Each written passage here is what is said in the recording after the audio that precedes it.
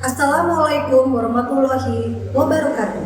Perkenalkan, saya Dr. Gigi Triwahyuni Rahayu MM dari Dinas Kesehatan Kabupaten Ciamis.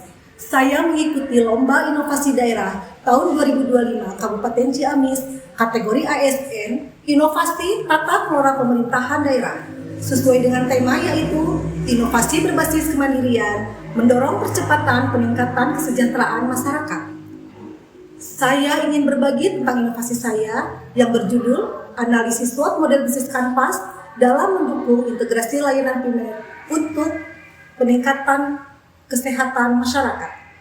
Adapun motivasi saya mengikuti lomba ini adalah ingin memberikan kontribusi dalam hasanah keilmuan mengenai penggunaan konsep analisis SWOT Model Bisnis Kanvas dalam manajemen perencanaan organisasi pemerintahan daerah dan unit pelaksana teknis yang meliputi tata laksana internal dalam pelaksanaan fungsi manajemen.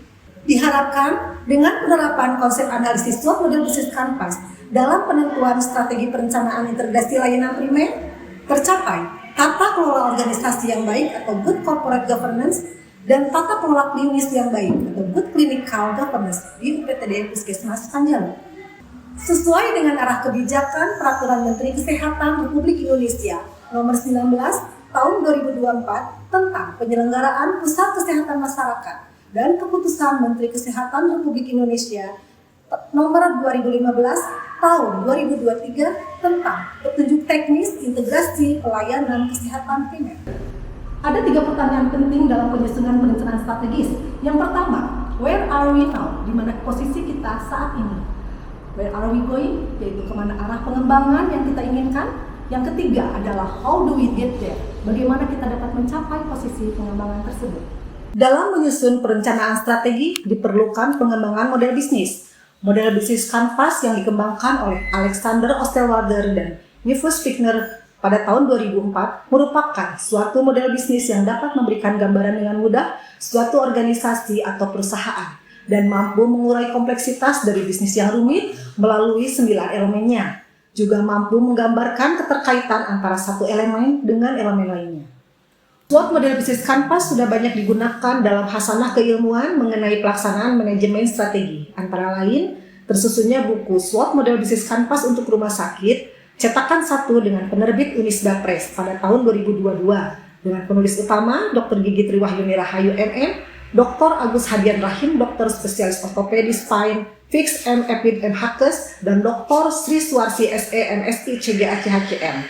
Dengan surat pencatatan hak cipta nomor 000362094. Yang kedua adalah tersusunnya RSB atau Rencana Strategi Bisnis untuk RSUD Kawali tahun 2025-2006, dan terakhir adalah tersusunnya Rencana Strategi Bisnis RSB Blood Puskesmas Panjalu tahun 2023 sampai 2027. Adapun langkah-langkah dan tahapan pelaksanaan inovasi sebagai berikut. Tahap 1 yaitu perencanaan atau P1.